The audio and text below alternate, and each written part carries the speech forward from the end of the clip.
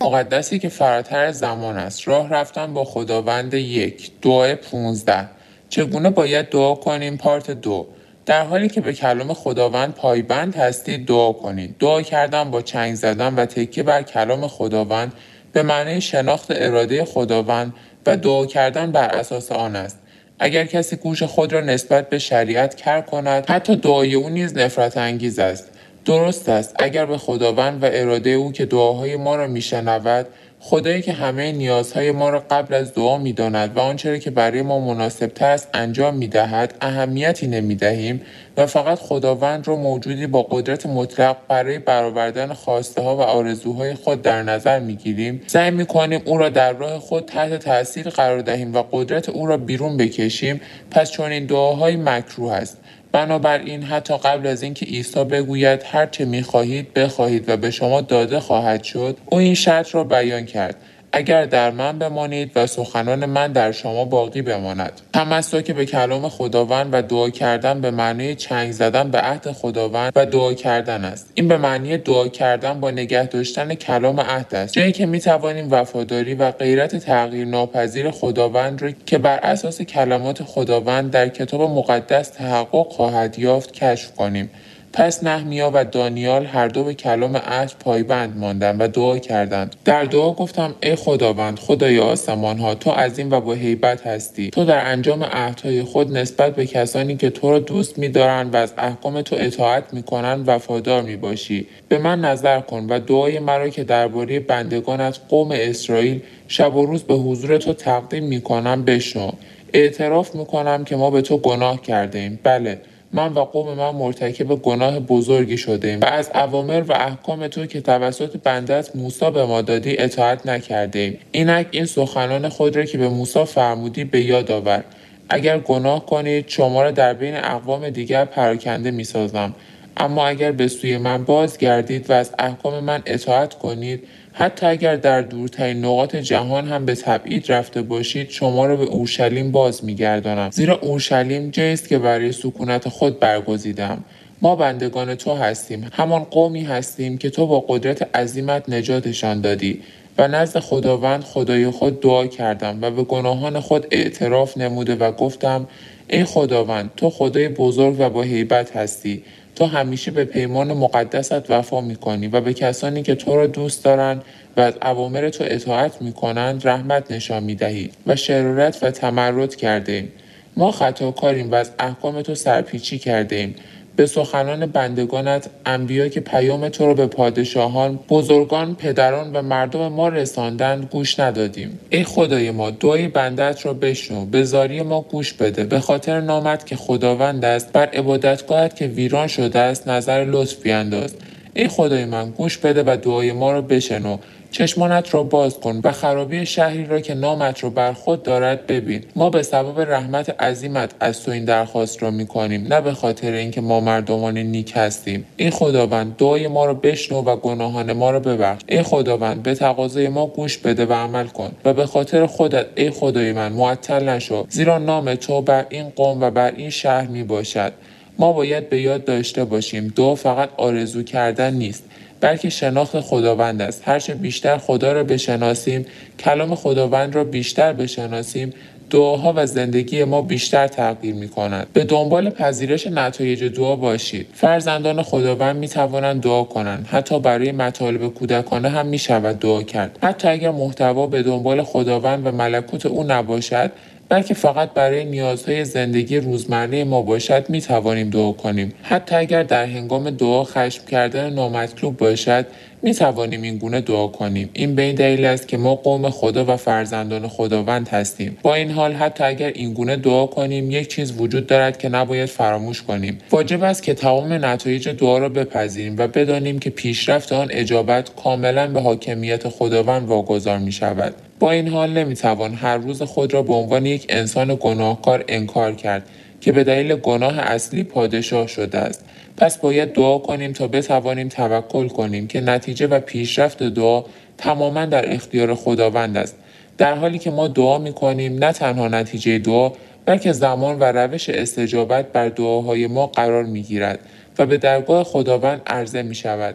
و اگر نتیجه و پیشرفت مطلوب حاصل نشد بر شدت دعا می‌افزاییم و با اعتصاب غذا می‌جنگیم، شب زنده‌داری می‌کنیم و حتی با کوسن به قله کوه می‌رویم و میز مذاکره می‌سازیم. این احمقانه است. هیچ جایی در کتاب مقدس وجود ندارد که بگوید ما باید چنین دعا کنیم تا شنیده شود. دعا یک اعتقاد، یک رابطه است و پذیرش باید شرط آن باشد. عبادت فرزندان خداوند باید با ایمان و شکر انجام شود و عبادت با ایمان و شکر به این معناست که موضوع دعای خود را خداوند قرار دهیم. چه دعای من برآورده شود چه نشود، ما حاکمیت آنچه انجام خواهد شد را به خداوند می‌سپاریم. ما می‌توانیم برای هر چیزی دعا کنیم، اما هرگز نباید این را فراموش کنیم. از هنگامی که عیسی شب قبل از مصلوب شدنش در باغ گتسیمانی دعا کرد و گفت ای پدر، اگر ممکن است این پیاله را از من دور کن، اما نه به اراده من بلکه به اراده تو. عیسی برای این پیاله، این صلیب آمد. عیسی نیز آن را می‌دانست. با این وجود عیسی دعا کرد. از طریق این دعای عیسی، درخواست عیسی، می‌توان نگرش دعایی را دید که خواست خداوند را می‌پذیرد. پس دعای ما باید این گونه باشد. ما هرگز نباید بعد از اینکه خودمان تصمیم گرفتیم از خداوند بخواهیم که دقیقاً آن را انجام دهد یا با عصبانیت دعا کنیم. بنابراین همانطور که در سفر طولانی در مورد موضوع دعا می‌گذریم، ابتدا باید رابطه بین مسیحیان دعا کننده و خدایی که آنها را میپذیرد برقرار کنیم. ما ارباب نیستیم، ما بندگانی هستیم که باید اطاعت کنیم. ما پدر نیستیم، ما بچه‌هایی هستیم که باید اطاعت کنیم. ما شاه نیستیم، ما مردمی هستیم که باید اطاعت کنیم. بنابراین به عنوان بندگان، به عنوان فرزندان و به عنوان افراد ملکوت خداوند باید بتوانیم باور داشته باشیم و بپذیریم که تصمیماتی که ارباب، پدر و پادشاه ما برای دعای ما گرفته است بهترین تصمیمات است، حتی اگر این تصمیم‌ها مطابق خواسته و اراده ما نباشد. عبادت به این نوع ایمان نیاز دارد. این نگرش به دعا را در پولس رسول نیز میتوان یافت. پولس برای بیماری ناخوش بدنی که دقیقاً آشکار نشده بود گفت 3 بار از خداوند التماس کردم که آن را از من بگیرد. منظور از 3 مرتبه در اینجا این نیست که فقط 3 مرتبه عبادت کرده است، بلکه به بسیار اشاره دارد. اما خداوند خواسته او را نپذیرفت. در عوض اما او در جواب به من گفت فیض من برای تو کافی است، زیرا قدرت من در ضعف تو کامل می‌گردد. و پولس گفت پس چقدر بیشتر با مسرت به ضعف و ناتوانی خود فخر خواهم کرد تا قدرت مسیح مرا فرا گیرد. بنابراین من به خاطر مسیح ضعف‌ها، بی‌حرمتی‌ها، سختی‌ها، آزارها و دشواری‌ها را با آغوش باز می‌پذیرم، زیرا در هنگام ضعف قوی هستم. با پذیرش پاسخ خداوند به دعای او عصبانی نمی‌شد. او لیستی تهیه نکرد یا ذکر نکرد که تا به حال چقدر برای خداوند زحمت کشیده و تلاش کرده است. او تصمیم خداوند را پذیرفت. برعکس خیلی خوشحال و مغرور بود، زیرا پولس قوم، بنده و فرزند خداست. او تصمیم خداوند را به عنوان پادشاه، ارباب و پدر با رفتار مردم، بنده و فرزند پذیرفت. ما می توانیم در کتاب مقدس نمونه‌هایی از قوم خدا ببینیم که درخواست‌هایشان مانند این رد شد، اما نتایج خداوند را پذیرفتند. درخواست موسی برای ورود به سرزمین کنعان رد شد. آرزوی یوسف برای خروج از زندان محقق نشد. درخواست داوود برای ساختن معبد رد شد. دعای داوود برای زندگی کودکی که از بسشبا به دنیا آمده بود رد شد. درخواست ایوب برای دانستن علت رنج او رد شد و با وجود اینکه خداوند پاسخی را که حبقوق نبی در پی آن بود به فریاد حبقوق نبی نداد، اما در نهایت عمل خداوند را به خوبی پذیرفتند. ما به عنوان فرزندان خداوند نباید انتظار داشته باشیم که دعاهایمان همیشه محقق شود. فقط به خاطر برآورده شدن آرزوهای ما نباید فکر کنیم که این کاری است که خداوند از آن راضی است.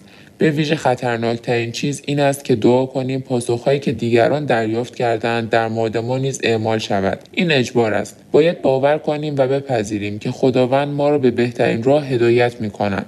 اصرار بنی اسرائیل بر جاسوسی از کنعان و درخواست آنها برای منصوب شدن پادشاه خواست خداوند نبود که خدا را خوشنود کند. آنها بر اساس سر و صدایشان از کنعان جاسوسی کردند و طبق فریادشان شاول را پادشاه کردند، اما نتیجه فقط فاجعه آمیز بود. ما باید از طریق کتاب مقدس بدانیم، ما باید یاد بگیریم. فقط به این دلیل که آنچه را که برایش دعا می‌کنیم به دست می‌آوریم به این معنی نیست که نتایج لزوما نتایج خوبی در زندگی ما همراه خواهد داشت. ما نباید خداوند را به عنوان خدایی بسازیم که فقط در صورت دعا کردن واقعا از مردم خود مراقبت می‌کند و به آنها کمک می‌کند و افرادی را که در حال مرگ هستند نجات می‌دهد و اگر ما صمیمانه دعا کنیم مردمی را که نجات می‌یابند می‌کشد. اگر چنین خدایی است پس او خدا نیست بلکه یک جن بسیار قوی و مطیع است. به نام عیسی مسیح بجویید.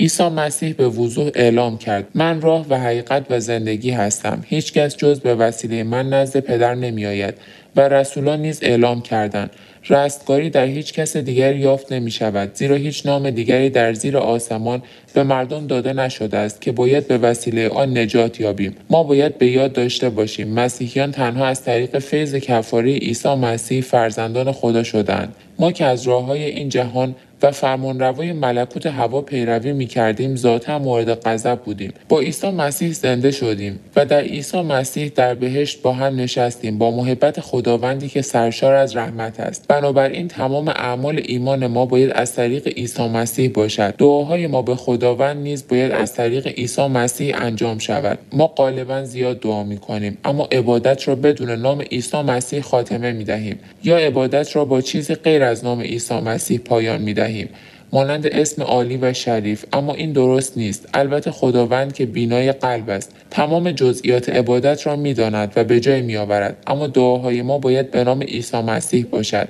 این صرفاً اضافه کردن نام عیسی مسیح به پایان دعا نیست، بلکه اعتقاد و اعلام این است که نام عیسی مسیح تنها نامی است که خداوند و گناهکاران را به سوی هم بازگردانده است. بنابراین در نتیجه اعتماد کامل به خداوند در بخش چگونگی دعا را پیش‌فرض می‌گیرد و این نیز مستلزم یک رابطه کامل است. در این نوع اعتماد و رابطه است که می‌توان هم ایمان و هم قدردانی را نشان داد. کتاب مقدسی که فراتر از زمان است، مجموعه دعا با چه زمانی باید دعا کنیم ادامه دارد.